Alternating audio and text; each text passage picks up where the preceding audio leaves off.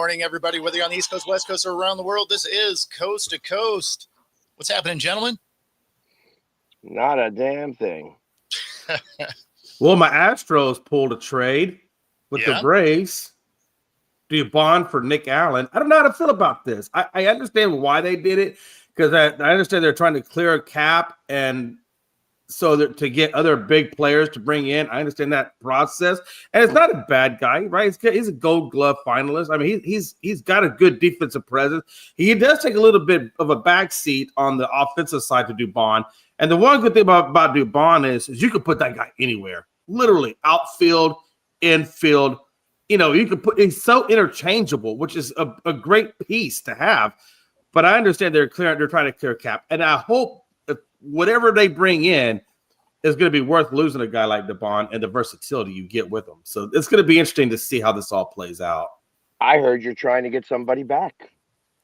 Yeah, I've heard maybe Bregman, possibly. No, it's not who I heard. Maybe Tucker. That's who I heard. Because I've heard both in different scenarios. But it's on Facebook when I've heard it. And I never know, do I take this serious or do I not, because of all the craziness that's on Facebook. And I've been burnt by that a couple of times. And I'm like, you know what? This is obviously just not real. Yeah, Facebook is the land of misinformation. Like, if, absolutely. If you see anything that's breaking news on Facebook, the first thing I do is look anywhere else. Yeah, I've learned to do that now, because honestly, it looks so real. I mean, maybe to me, it looks so real. It's hard to believe it's, so you're right. There is this one guy. There's this one group that it's every game. He says, "Oh, there's been a time change for the game. Important time change." All it is clickbait to tell you that the time hasn't changed a damn minute. Yep. Yeah, I hate that. The engagement farming posts are annoying. Yes. Because you're just trying to get accurate information, and very rarely do you get to have any of that. So that's what I've literally started to do that. Yeah. Like, I'm going to start to do that. I'm going to put a picture up of the Philly sports guy. It says, "Breaking news." Yeah. And say, "I'm still the sports guy." And then I'm just going to be like, NE --WS. Breaking news. I broke news. And hey, you know what? That's corny. It's corny, but it works.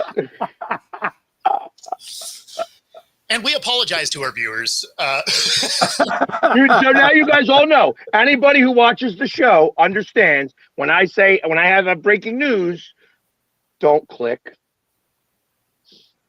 Yeah, exactly. It's too early for that. Oh, man. Terrible. It is kind of funny, though. I think it would be very funny. I'm going to do like 18,000 posts like that now. You're going to see that all over in a row. Facebook. In a row within like an hour. The other thing is that I've learned now that if I post 3 pictures, you got to put it in a reel, because you get a lot more money on the reels than you do.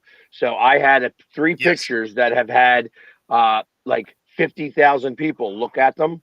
Yep. But because I didn't put it on a reel, I don't get a penny. If I had it on a reel, I would have made like hundreds of dollars, or at least tens of dollars. Yeah. No, it's really designed for reels. They don't like normal posts anymore. I don't know why, but for whatever reason.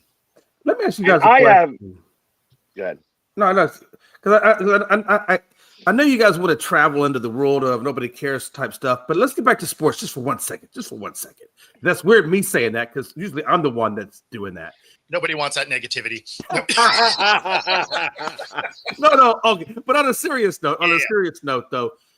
So Nick Hans, what's that guy's name? Nick, the guy that they just traded for. Oh, we're talking about baseball. Yeah, I'm sorry, Nick, whatever his name is. He's a shortstop. They traded for a shortstop. My concern is You already have Correa, who's a shortstop. You got Pena, who's a shortstop. Does that mean that Pena is going to be out the door? And No, if so, that's really going to irritate me. a lot of times they end up shifting a shortstop to either third or second. So like Okay. if you have an all-star Gold Glove shortstop and you go get another one, a lot of times they'll shift them somewhere right there in the infield. So Alex Rodriguez, right, shortstop, but when he got to the Yankees, they already had one. So he played a different position. So that brings me up to another question, though, and I agree with what you're saying. So now I'm thinking, okay, so we're getting Paredes back, right? He's going to be off injury, so he'll be available at the beginning of the season. So you got Paredes, who's a third baseman. Then you got Correa, who's a shortstop third baseman. Then you got Altuve, who's a second stop. Pena, who's a shortstop.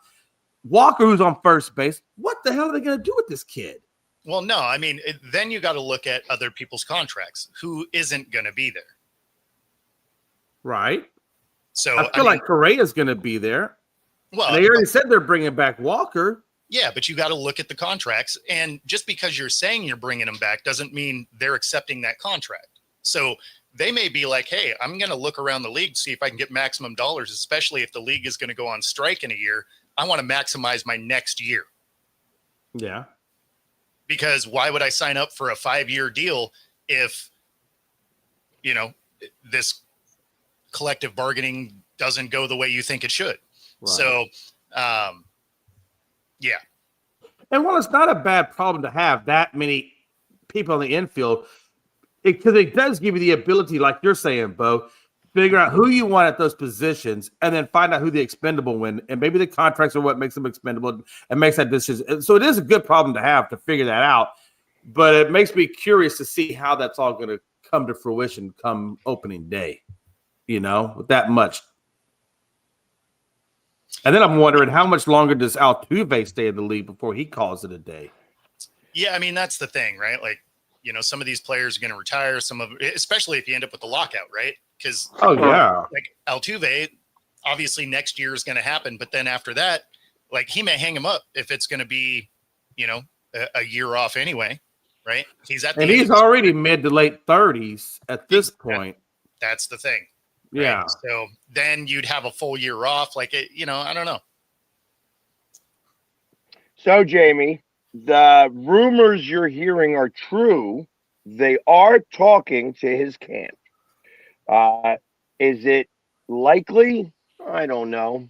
I think it's the fact that they're even making a phone call is what the news is. Just not the fact that it's, the fact that it's Schwarber even. You know what I mean? It's like, oh, the Pirates are trying to get somebody. That they spoke to Naylor, and Naylor got re-signed. Yep. Right. So it's like, okay, let's talk to Schwarber. And would Schwarber really want to go to Pittsburgh, honestly? So I'll tell you that it wouldn't be a ridiculous thing for Schwarber to go to Pittsburgh. And the reason being is that, first off, he would be really the only thing in town there. And Pittsburgh, interestingly enough, are one player away. The Pirates have not had that guy to congeal the dugout. Right. Schwarber would be that guy. If you believe everything in terms of, hey, this lockout's going to be a big friggin' deal, you know what I mean? And that it's going to create more issue. And you can throw the right amount of money at Schwarber to get him to sign with you right away. Right. The Pirates, I'll be honest, the Pirates have the money, even though that they are known for not spending it. Yeah. That they have the money to do right. it. Sure. The extra sales on season tickets alone that Schwarber would get would pay for his contract threefold. The Pirates have probably one of the most gorgeous stadiums in the country. It's like it's really a great place to watch baseball. Well, it has to be pretty because the team isn't. I know, right? I That's was like, exactly damn.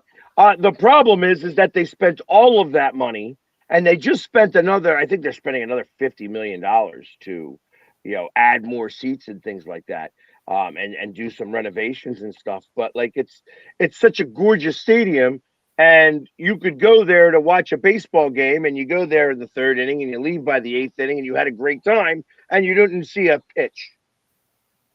I mean, financially, it works. It's a good thing financially. I just think from a competitive standpoint, would Schwarber want to go there knowing that they're not going to be, World Series bound or anything like that? I mean, I disagree with that. Do you? I mean, I think that you add 40 home runs to that lineup, and you'll get an additional 25 wins. They are close now. They've got a Cy Young pitcher. Mm-hmm. They traded away their closer, which Bednar I thought was a great closer. I wanted the Phillies to get him for a long time. Now he's with the Yankees, so he sucks. But but they have somewhat of the pitching staff. And you look at Pirates games, they didn't lose games like 9-3. They lost games like 5-3, 6-4, games like that. That tells me that you are really 1.5 players away. You know what I mean? Like, one player can make a big difference. Another right player, somebody in your bullpen could make a big difference there. And for that, you could get the right bullpen arm for not a lot of money. Yep. So it's like, I think that it's worth it for them to try to make the pitch to Schwarber. And if Schwarber was to go there, listen, he's from Ohio.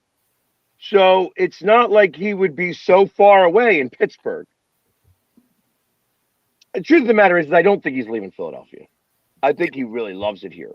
And I think that all the talk about that is just ticking the number up little bits at a time.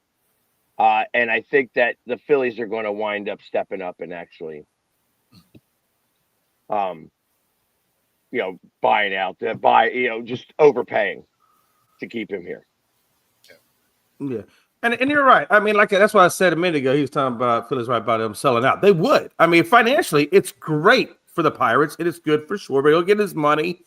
I'm not 100% sold on the fact they get Schwarber in their World Series. I think they need, like you said, Pax said, I think they still need a little bit more help on the pitching side, and they probably need one more bat to complement with Schwarber. I think if they were to get that, then yeah, that probably is a different story.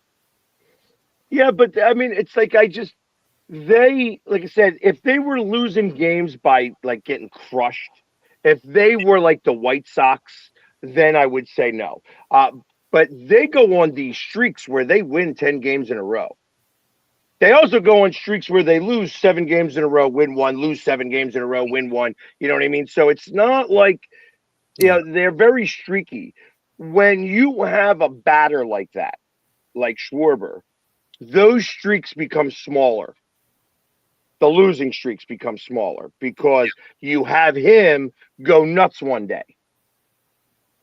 And you're right, Schwarber, their pitching is decent. What's the age on Schwarber right now? Mid-30s? 33. 33? I think. Let me find out. Google. I am Dustin. How old is Schwarber? 33. Look at that. He's 32, born March 5th. So he'll be 33 next year. So you think he's got maybe what? He probably got another about 4 years left in him. That'd put him at about 37. Bat speed gets better with age. Interestingly enough, like so, it is weird. I feel that he probably has a good 4 or 5 years left. He could be hitting it. I mean, you could definitely put him at the DH spot at that point. Right. Well, he's at the DH spot now. You're not having him in on defense. Right. So as I'm saying, so you would have him as a DH and then he'd be fine. So Interestingly enough, I feel like that there is. I don't know. I feel like that there are other teams who are going to wind up overspending to get him. I think the Cubs feel like that they were Schwarber away from, getting to the World Series. What about Bregman? Do you think he stays with Boston, or do you think he goes someplace different? Is he a free agent? Yeah, I think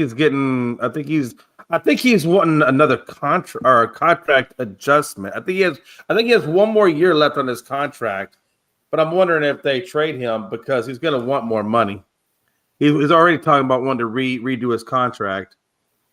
I think he's got $80 million left on that contract, if I'm not mistaken. 60 to 80 million. Yeah, why would he want to get a new contract with all the mess that's going on? Exactly. But I've seen a couple of reports now, one on ESPN a while back and one on I think it was SI that they were talking about it. So I'm just curious if that comes to fruition. And Jamie, I don't think it's too much money for a designated hitter. I know that that's what your thought is, but right now, home run hitters, he gets on base. It's like, it's not the home runs that you got to look at here. I know that he's only got a 245 average, but he gets more walks than anybody else in Major League Baseball. And so his on base percentage is in the 800s, and that's good. That's too good to not take. You know what I mean? It's like he gets on base. He gets on base for months at a time. Yeah. So just so you're tracking, Bregman did opt out of his $120 million deal, making him a free agent for the second straight year. So he's looking for a longer term contract than what he got that's going to secure his future. That's the goal. So I'm curious to see where that happens. Doesn't secure your future. Hey, apparently not in this rule. Not anymore. Now it would for me. I mean, it'd probably do generational for me. Yeah, I think I could probably make the numbers bump together with $100 million. Oh, of course. I think I can make that work. But see, the problem is we're thinking like us. You got to think like them. And they got the Ferraris and the big 10,000 square foot man. Do you understand the pressure $54 million comes with? Just saying. I'm sorry. I had to go Jerry Maguire on you. Yeah, right. Even if you have that $10 million yacht, do you know how much the insurance is on that $10 million yacht? That was the replacement. Yeah. Ranger Suarez. Listen, I mean, could you imagine the taxes alone on their mansions must be choking them? I'd love for them to re-sign Ranger Suarez. I hope that's where they go. That they, my thoughts is that there's a 50-50 chance on Schwarber. However, if Schwarber falls on the bad side of that 50, that it's 75% on Suarez. Rangers just, I think, too good of a pitcher to let go. And hey, speaking of this, talk about pitchers and going or not going, Framber Valdez has not accepted his qualifying offer. So now I'm curious to see what's going to happen with him now. And if so, what are the Astros going to do to replace him in our pitching rotation? So I'm kind of curious to see how that transpires in free agency. You know what surprised me? I'm surprised Bader didn't accept his offer. Yeah. At $10 million. I mean, I guess he's going to maybe make a couple of million more, maybe like $13 to $15 million just because he had a great month and a half. And it's so funny that, hey, you have a great month and a half, all of a sudden you're worth a lot more money. I liked Bader while he was here. He did give a little bit of a spark. Had he not gotten injured, I think the Phillies win that Dodgers series. It's amazing how that injury itself was the demise of the Phillies, because all of a sudden it was like the energy left. Once he was out, even when he was hurt, he went up to a pinch hit. He got a hit, couldn't even run to first base. But still was able to give that energy. I kind of look at it as that he did so well here. I thought that he may be interested in staying. Makes me think he's. But is now the right time to reject qualifying offers? Like you said, the CBA is going to get redone. Why would they not just wait until after the CBA and then? Well, that's why you're doing it, because then you're going to try and get maximum money this year. Well, yeah. Okay, so they're all going to take that 1-year deal. Well, they might take a 2-year. Yeah. Right. So you're on either side of it, but they're not taking. A lot of them aren't taking long-term deals. Although Naylor did, he took $100 million 5-year. But you're seeing a lot of these guys taking like a 2-year deal. Yeah. Yeah. So. And in all honesty, though, I mean, like if I was living in like California, whatever, I mean, you would want a lot more money because you got to admit that cost of living, is got to be incredible. Even if they're low, I mean, the mansions, things like that, they're exponentially more expensive. I think if I was doing it, $100 million would get me because I would just build me a house like in Houston, somewhere where cost of living isn't that bad, no state tax, all those kinds of things. And then I just rent me like an apartment wherever I was playing and then just go that route. That way you're not stuck with, all that tax and everything. It's not a one-time check of $100 million, right? Like, well, no, you're gonna get that over time. But what I'm saying is, you can get a 10,000 square foot mansion for probably, probably a third of what they're paying in California. Yeah, I mean, I don't know that I'm necessarily buying something if I was playing baseball anyway, because you're on the road so much. Like, I'd probably be renting something anyway. Right. Like, and I wouldn't need some $10,000, 10,000 square foot place. Like I'd probably get something that's like, 4,000 square feet. Oh, trust me, neither do I. It just seems that 10,000 square foot rule just seems to be the norm for athletes that make that kind of money. Yeah, they're trying to be flashy, and whatever, it's cool. But I do like Jalen Hurts though. He actually has a very modest, less than $1 million home, just north or south of me, actually, closer to Woodlands. And his parents, I think, live in the house along with him. So, I mean, Jalen Hurts is a very anomaly. He doesn't do all that flashy. I mean, very, very modest home, Bo. Very modest. Yeah, tons of players do. Yeah. Yeah. Like the flashy players want that massive house. Most of the players, they got normal homes. Like, they're nice, they're big, but they're not, lifestyles of the rich and famous kind of stuff. Right. But they also don't have contracts that would necessarily warrant that house either. But I mean, at the end of the day, if you're looking at life after sports, which you generally have a lot more of, buying some of those things doesn't make a lot of sense as far as long-term financial goals. Yeah. And then if you got families, I mean, you're talking about that's generational money. If you do it the right way, that's generational money they're making. Well, it's only generational money unless you're like Tyreek Hill that, every 800 yards you get someone else pregnant. So, and that sometimes happens. And then you got to pull an Anthony Edwards and just give him a big lump sum and say, leave me alone and don't come back. That's pretty much what he did. Jeremy, we'll get to that. So, yeah. Let me ask you a question. I saw something, and I don't know if this is true, and I'm just curious. Bo, I know you follow the WNBA probably more than I do. Yep. Connecticut Sun, is there a possibility that they could get bought by Houston and come back? Because I've kind of heard that, or I saw something about that. I don't know if it's real. No, so that location isn't real. The Sun getting sold is a very real possibility. Okay. The main rumor for that is actually to go to Boston. Real? Okay. Yeah, so they would play, with the Celtics. So that is the main conversation. Houston doesn't sound like they're in the running for it. Is that just because the NBA or the WNBA or whatever doesn't want to put them there, or they just don't have a buyers group here? They don't have a buyers group. The Okay. buyer that was interested has a minority stake in the Celtics, from the sound of it. So that's why that would be happening.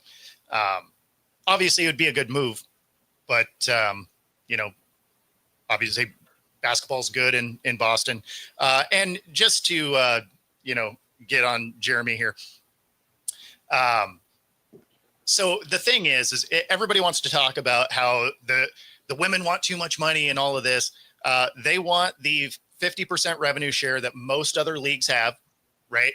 So the funny thing about percentages is they mirror whatever the sales are, right? So if it's a down year, they make less. If it's that's how percentages work. So I mean, but the big thing is people are like, oh, but the league loses money. That's fine that you say that, but it also means you're not paying attention because they just signed an 11-year, $2.2 billion media contract. So a organization that was losing money, supplemented by the NBA, is now going to be on the positive side, a couple $100 million, right? And they want a percentage. They're not looking for some crazy number or anything like that. They're literally looking for the same thing that every other sport does. So that being said, the WNBA did come back out with an offer.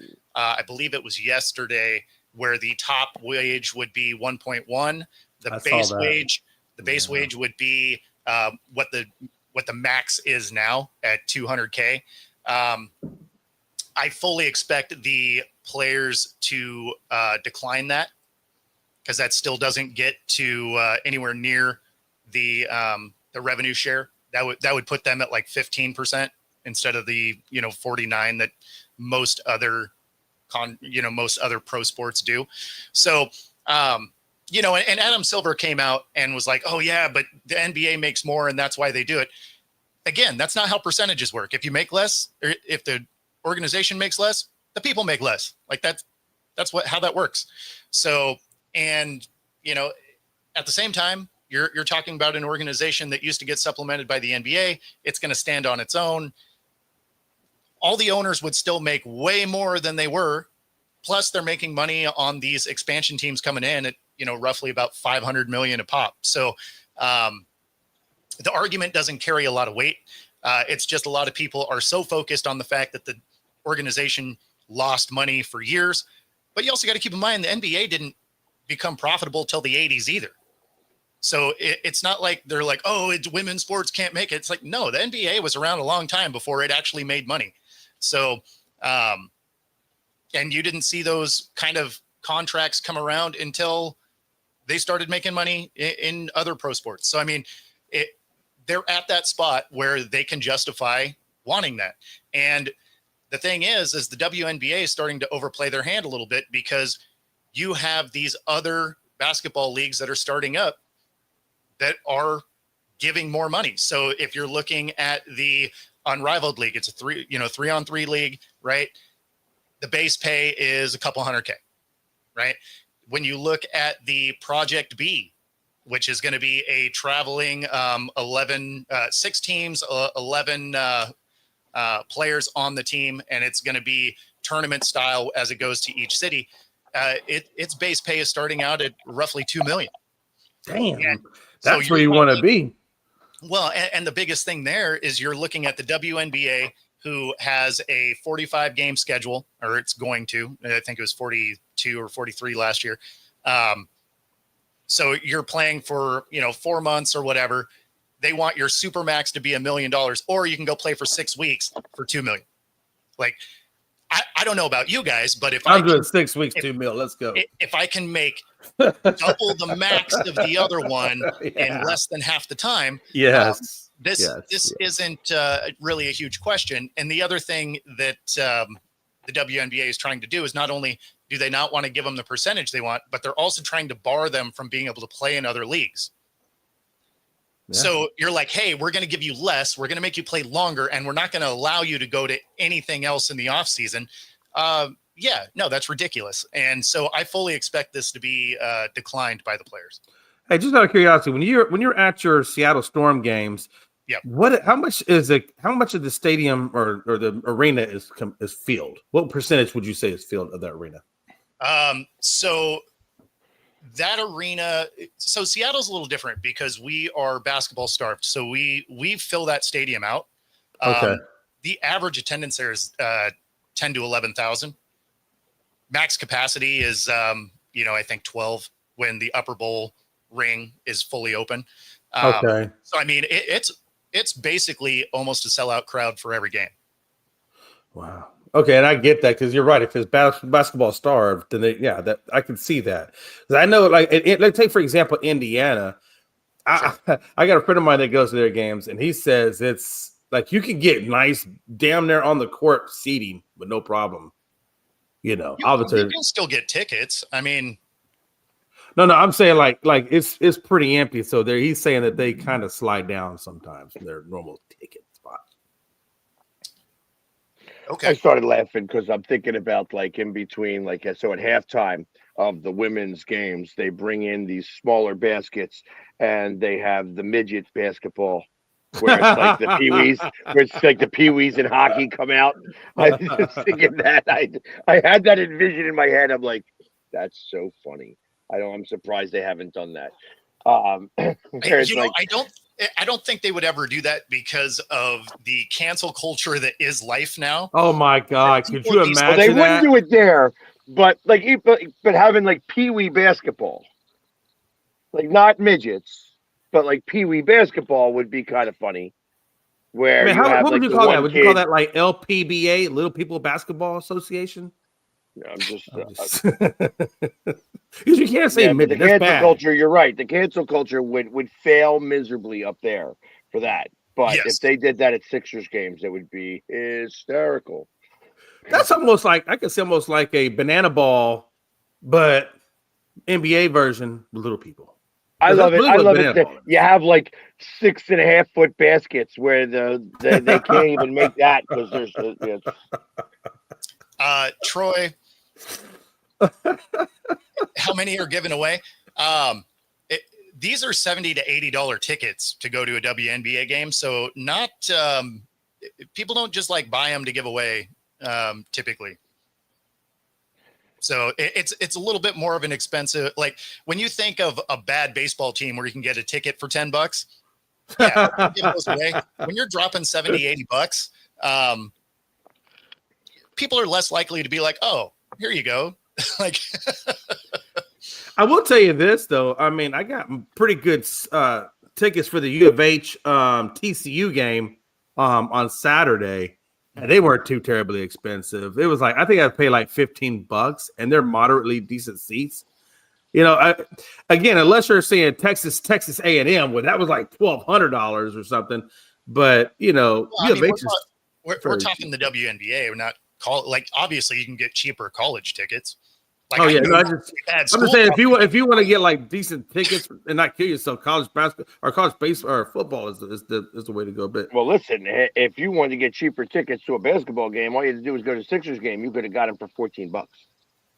Oh damn! Yeah. No, well, that's the thing. Like, if your team is terrible, then then you start being able to find free tickets and whatever.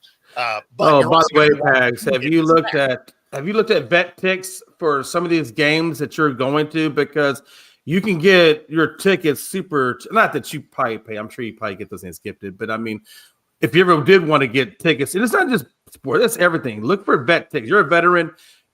There's an app called VetTix app. I don't know if you've heard of that. I have heard of it. The problem is that I have a contract with TickPick, and I was gonna say like you're. Oh, that's right. I apologize. That would be a conflict of interest. I apologize. It would be a conflict of interest, but yes, it's if you are a veteran and you would like to get some tickets and you want to, they are typically donated to that site, so that you would be able to. It's a write-off for whoever donates them, and a veteran gets to buy them at a third of the price, and everybody makes money. Yeah, and they actually have another one that's very similar to that a friend of mine uses all the time because she's a nurse, and it's designed for first responders. So it's nurses, police officers, and firefighters. They get to use a different app that does the exact same thing, where they get tickets to concerts and games and stuff for really cheap. So I mean, like cool thing. Obviously, for me, a lot of times I'm going as a media member, so I'm not buying tickets. Right. Which is also an awesome price. I'll tell you, man. Hey, because the way the tickets are now, with the cost of prices of them going up, it's amazing. I mean, it's crazy, you know. And I know, and I understand they got to increase the price of the tickets because of the players' salaries going up so much. So I get that. Yeah, I mean, the thing is a lot of that stuff is actually all paid for in those TV contracts. Oh, you like their salaries and things of that nature. So yeah, I got you. So then the tickets are probably that would just be profit for them at that point, because they're not having to pay the players out of that. Merch sales and tickets and stuff like that. That's the gravy on top. Don't even get me started about parking, Bo. Good Lord, parking's expensive. Yeah, but when you think of the parking outside of the stadium lot, right? The stadium doesn't get anything for the surrounding areas where tons of people park too. So I mean, like when you think of how expensive parking is, a lot of it's not going to the stadium anyway.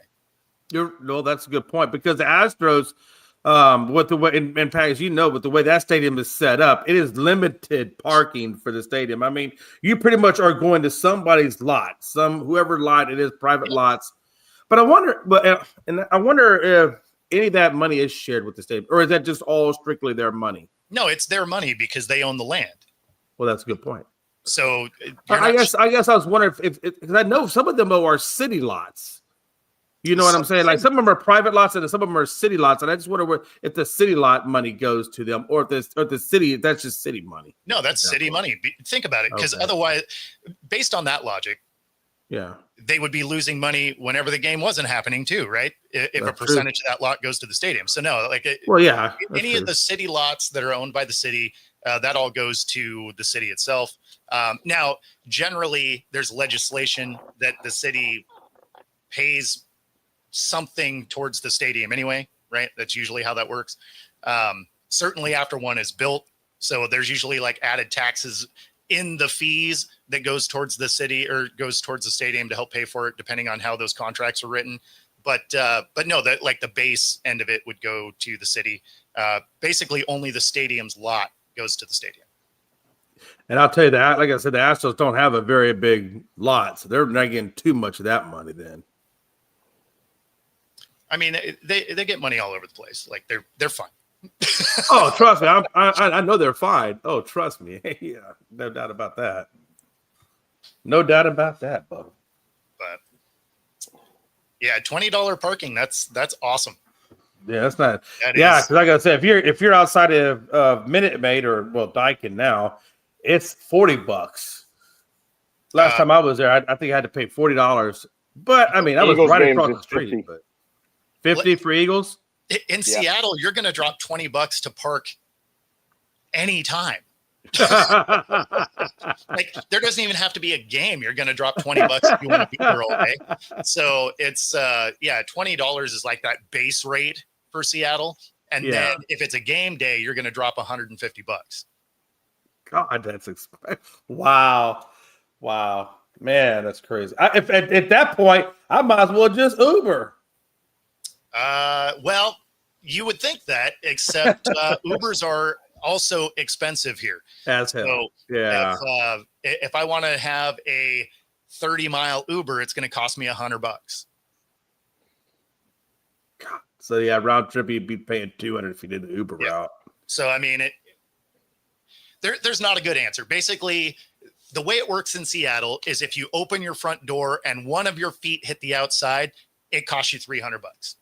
And the crazy thing about that is instead of going to the game and paying that $200 like you're talking about for parking, you could easily pay for any one of these cable networks and just watch it at home and save yourself a bunch of money. Joe, you could. it's you'd have to leave real early if you were going to my house. And pray to God you don't get run over. Well, I mean, we have like bike lanes and stuff. We do have a very rideable city, but the thing is I don't live that close to Seattle. so like I'd be on a bike for a while to get there. So your quads would be burning by the time you got there. Well, especially like in a scenario if I'm covering the game, because then I have all my crap with me too. So I'd have a really heavy backpack. Yeah. So it's there is that. Plus, there's also this added fun bonus that the movies aren't entirely wrong. It does rain a fair amount here. I get to see you with the yellow rain jacket on, with your backpack on a bike. Yep. So yeah, no, it's I mean, there some of the things that you can do is like sometimes what I'll do is I'll drive to a different city that's closer, and then I'll jump on like the light rail or something like that. But for the most part, I want to be able to have my car readily available, because by the time you're done covering a game and you've carried around all your crap for hours, you're ready to just get in your car and go home. Yeah, I could imagine. And I imagine Jamie's the same way, being padded up and painted for the whole day. Like as soon as you're able to go, like you want to go. Yeah. Like you're ready to in go a home, big way. shower, and like be done. Actually, and I usually have to stop by and have a drink first, because as I come home, it's like everybody is downstairs, because my living room is the meeting spot for everybody. Yeah, but at least that's downstairs, so that's not so bad. Right? You can at least walk upstairs, drop off. I gotta imagine, does Dolan's, do they kind of comp you some drinks every now and then, because you do kind of broadcast from their bar, and it's probably a good network plug for them. I would copy drinks. If I own the bar, I would copy a few drinks. There are other people that buy me drinks. I don't need to get comped to drinks, though. It's not that I'm drinking that much that I'm investing all my rent in alcohol. Right. Yeah. A lot of time I go down there and I don't drink at all. Actually, that's not true. But yeah, I was gonna say, who are you lying to? Like, I don't.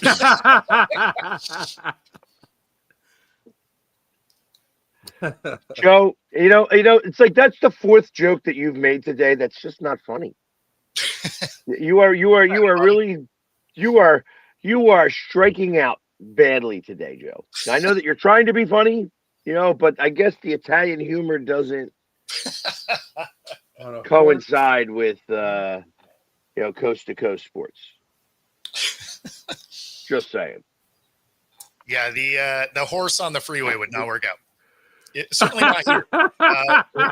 We have enough cars running into each other. A horse wouldn't make it. I don't live in Lancaster. I don't have that horse and buggies around here. That's Lancaster, Pennsylvania. I live in a smaller town. We got plenty of horses around here, but I mean, there's horses and cows and stuff like that, but not many. Now, I could see it painted up on a scooter like Donna suggests. That might be more feasible. Yeah, I mean, if you're in town, right? Like if I lived in Seattle, something like that, then those electric scooters and stuff could work, right? Because we have like the Lion bikes and stuff that are just around, so you could just go in and you rent it for the day, kind of thing, or for your trip or whatever. Oh yeah, but. For me, if I have all my gear, my laptop and cameras and all that, or PAGs fully padded up and all that, last thing you want to do is be trying to get on some scooter or something like that. Like you're just trying to go home. You know what I could see being valuable though, are those trikes. I can see those trikes, the ones that they look. It's not some kind of weird looking thing. Like it's got the one wheel in the back, the two wheels in the front. It kind of looks like a car, but also a motorcycle. Oh, you're talking Can-Ams. Yeah. Yeah, there you go. I could see something like that being. Those things are big enough. They require a car spot anyway. Well, so you're not saving anything. Yeah, you get to use the carpool lane because technically it's a motorcycle, but when you go to park it, it ain't a motorcycle. Yeah, but and what about a motorcycle? What if you had it with the really nice saddlebags or the that are encased or whatever, the hard plastic or whatever, and you can put your equipment in there? Could you get a spot there like that? I'm just curious. I'm sorry. I apologize. I'm all about saving money, Bo. All about saving money. The problem is, Jay, we don't live in Texas, so you know what it is at night? Cold and raining and dark. You sound so weak right now. You are a football player. You play arena football. You can make it work. Yeah, so the thing is you have gear and shit. Yeah, but they had, but no, well, okay, but Harley Davidson does make the saddlebags that encased that is sealed, so you can actually put in there and it would never get wet. But I get your point. I'm not going to argue that too wrong. I understand what you're saying. Riding motorcycles in Seattle in the rain, 40 degrees is zero fun. Oh, now we're talking fun? I thought we were talking cheap. Oh, well, from a fun standpoint, if we're going to go that direction, then yeah. Well, you still have to pay for parking, whether it's a motorcycle or not. You got to make friends, Bo. You got to make friends and, hey, let me just start my bike there for a few hours. Come on, Bo. You got a network killer? Damn. You clearly need to go to big cities more often. I do. I used to live I lived in Midtown and downtown area. I know how this works. I'm telling you. And I lived in Washington, D.C. for crying out loud. Yeah. Come on. So then you would know around a stadium on a game day, I don't care how good your friend is, they're going to make some money on that parking.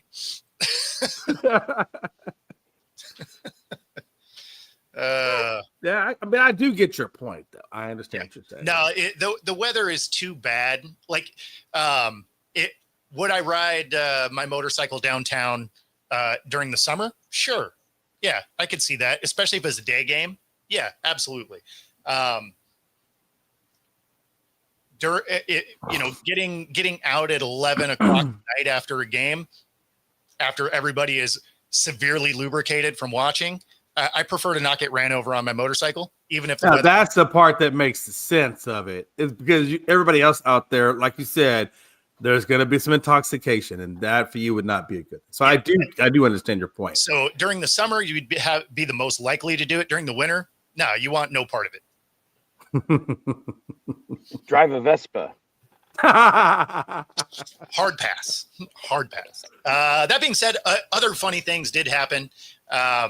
So Gino getting barbecued for playing horribly, and rightfully so. Yeah, but this was his response to it. I'm saying this, man. If something don't look right out there, blame it on me, right? If it don't look right, blame it on me. That's all you can do. Blame it on me. If your kids mess up at school, blame it on me. Car break down going to work, blame it on me. If you can't get that parking spot, blame it on me. Right? That's awesome. That is awesome. You can tell that some of the commentary is starting to get to him a little bit. Oh, just a little. Just a little. The thing is the commentary is not entirely wrong. Like, he has not played well. And some of those losses you can sort of put at his feet, although, the whole team is bad. Well, who does he really, outside of Brock Bowers, who does he really have to throw the ball to? They got rid of Jacoby Meyer. Who's their stud wideout, wide receiver one? Well, I mean, ain't much. The other part of it is their offensive line isn't great. Their defense is underperforming. Like, there's nothing about that team you feel good about. How do you feel about Pete Carroll, his coaching now, as he's gotten older? Do you still think he's viable, or do you think it's time for him to hang it up? Next year will be the question, right? This is the first year. You got a lot of pieces that have kind of been shoved together that haven't necessarily worked particularly well. I never like seeing coaches get fired after 1 year, right? But there's some coaching things that you're watching as well that's a little bit of a concern, right? You have players that are out of position. You have a lot of penalties. These are all coachable things. So that's where it's a bit of a concern. That's where next year, I think, is really the year. Like, if they were to start out terrible after having an off season and the draft and all of that, and if you're still really bad going in, then I could see a scenario where they may let Pete go, but I don't think he's one of them that gets fired this year. Definitely, their defense for the Raiders needs another playmaker. Max Crosby, he cannot be all of your defense. Like, they need somebody else to help him. And if they don't, I wonder how much longer because he has said, they asked him, how does he like being there? He said he still wants to be a Raider, this, that, and the other. And he likes Pete Carroll, supports his coach, all this. But how much longer do you think he's going to say before he's like, you know what, I want to win a damn Super Bowl. I want to win something. One of the things that helps the defense out a lot is if your offense can figure out how to not go 3-and-out. That's true. Because you can have an elite level defense, and if they spend 45 minutes on the field, they're going to look bad. I mean, think of a year ago with the Browns. The Browns had a record-setting pace for the first 6 games of the year, and then their offense couldn't stay on the field, and they ended up being a top 5 team instead of an all-time great team. But when you look at the amount of time they were on the field, it's like, well, yeah, of course their numbers started to slide because they were spending quite literally 40 minutes a game absolutely on the field.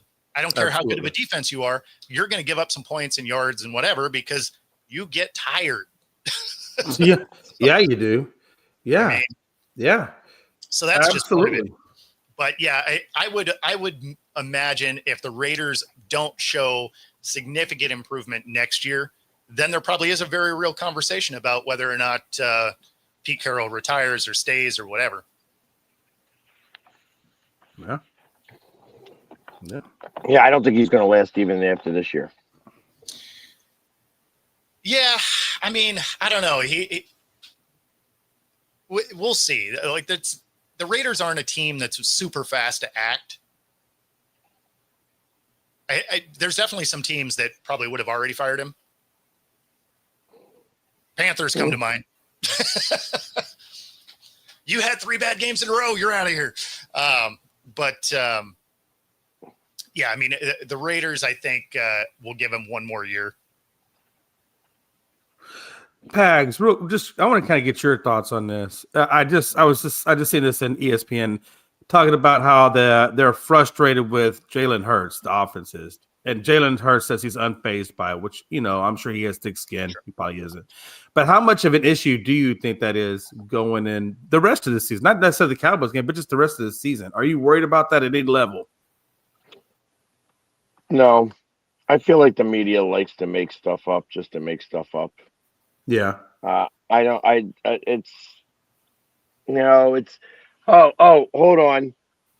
We're going to talk about AJ Brown complaining about this, complaining about that, complaining about this, complaining about that. Oh, AJ Brown had a meeting with Jeffrey Lurie. He's not going to talk about that anymore. Now what are we going to talk about? Oh, hey, the Eagles have this problem and this problem and this problem and this problem. And Saquon did jump in and basically side with A.J. Brown. So now it's not just A.J. Now you got Saquon, your running back, also jumping in the conversation. And listen, the offense isn't playing great. Yeah, they look terrible. That's where this is at. So it doesn't matter what they have.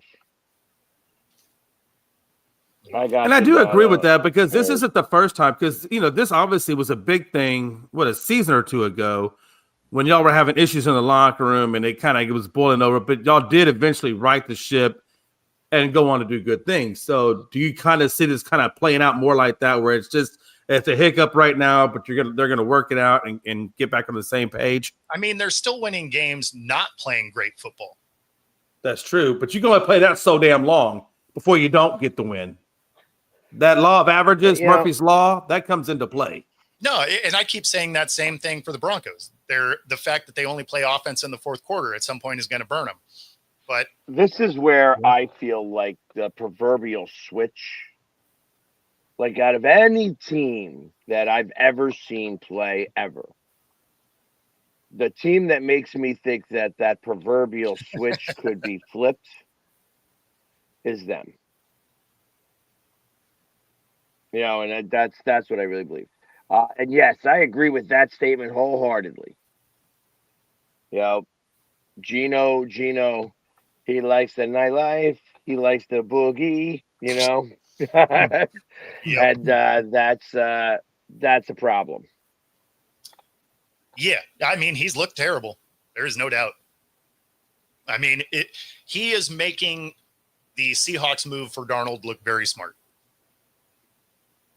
He definitely looked a lot better in Seattle than he is here. And again, in Seattle, he had players. He had players. And that's what I'm saying. I feel like with this Raiders team, it's hard for him because out of Brock Bowers, who's he throwing the damn ball to? Well, no, but you're watching him make bad decisions behind a line that was better than what he had here in Seattle. That's true. Yeah. So like you're watching a decision-making issue because you can still complete passes without elite wide receivers. You just got to run good routes. I mean, nobody's going to say that Edelman was an elite receiver that could rip the top off, but you know what he did do well?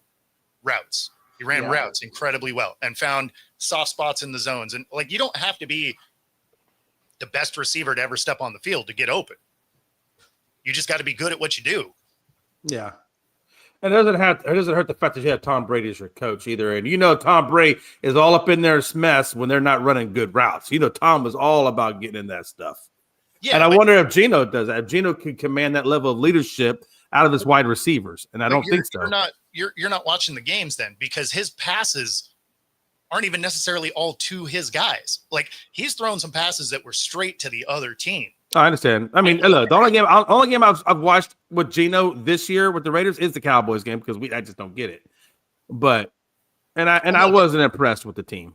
No, but that's my point. Is like a lot of his throws are so off target that even if his guy was open, it wouldn't have mattered. Right. So, I mean, it's because some of these interceptions that he's had weren't like, this was a great defensive play. It went straight to him. Right. You're just like, like he was just standing there and he's like, the ball, thanks, I guess. Like, so yeah, it's and it's not even like it was, it's not even like Aaron Rodgers picks where it was hitting his guys in the hands and they just weren't catching it and it was bouncing to a defensive player. Like quite a few of these Geno interceptions were just straight up to the wrong team. And Joe, yes, absolutely. We will be doing the Pick'em show tonight. In fact, I should plug it real quick because we are just about out of time. So if you are here in the Pacific Northwest, come on out to Crucible Brewing on Everett Mall Way. And we do our Pick'em show just before Thursday Night Football. And then, of course, we watch the game there. Come out, have a beer, talk some football. And, of course, Joe, definitely tune in. And, so that's where I will be tonight. What about you guys? What do you got going on? I am going over to my old first sergeant's house, and now that he has a house, finally, thank the Lord. And we're going to barbecue and watch the Buffalo game because he's a Buffalo Bills fan. Nice. So, yeah. Right on. Well, cool. Other than that, we are going to get up out of here. Enjoy the rest of your day. And what's that? I'm going to a Flyers game, so. Oh, there you go. And then, enjoy hockey. Dallas. I'm leaving to Dallas. Yep. Tomorrow. So I won't be on. And we may not be on. That's up in the air. Yeah. We'll probably be on. All right. Take it easy, everybody.